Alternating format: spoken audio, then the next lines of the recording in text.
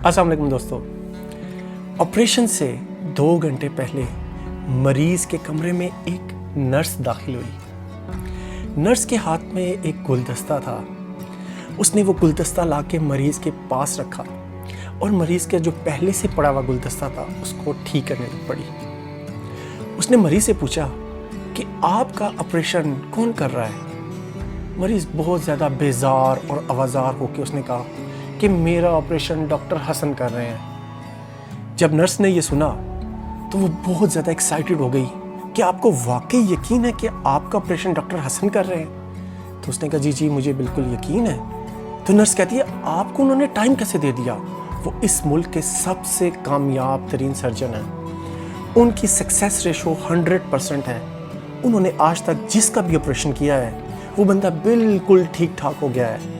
और मैं तो बहुत ज़्यादा हैरान और परेशान हूँ कि उनको कैसे टाइम मिल गया कि उन्होंने आपके ऑपरेशन के लिए हाँ कर दी है। तो मरीज़ ने कहा नहीं जी मैंने बिल्कुल देखा है, मेरी फाइल्स पे लिखा हुआ है कि डॉक्टर हसन मेरा ऑपरेशन करेंगे। उसने कहा मैं अभी भी मुझे यकीन नहीं आ रहा कि इस पाकिस्तान का सबसे कामयाब तरीन सर्जन आपका ऑपरेशन करेगा। क्या आप वाकई सच कह रहे हैं? तो मरीज़ ने कहा जी मैं बिल्कुल सच कह रहा हूँ।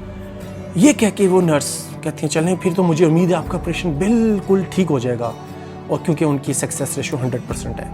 ये कह के नर्स बाहर चली गई। मरीज़ का ऑपरेशन हुआ, मरीज़ बिल्कुल ठीक हो गया, ऑपरेशन 100% सक्सेस था। लेकिन दोस्तों यहाँ पे आपको एक मज़े की बात बताऊँ, वो अंदर आने वाली नर्स बेसिकली नर्स नहीं थी, वो उस हॉस्पिटल की एक साइकेट्रिस्ट थी। और उसका काम ये था कि मरीज़ को ऑपरेशन से पहले मेंटली तौर पे तैयार करना और उसको ये बावर कराना कि आपका ऑपरेशन कामयाब रहेगा ताकि उसका मोराल बुलंद हो जाए।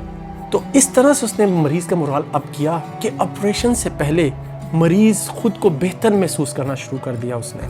तो दोस्तों कहने का मकसद ये था कि इंसान जब हौसला पकड़ता है तो बहुत सी चीज़ें आसान हो जाती हैं।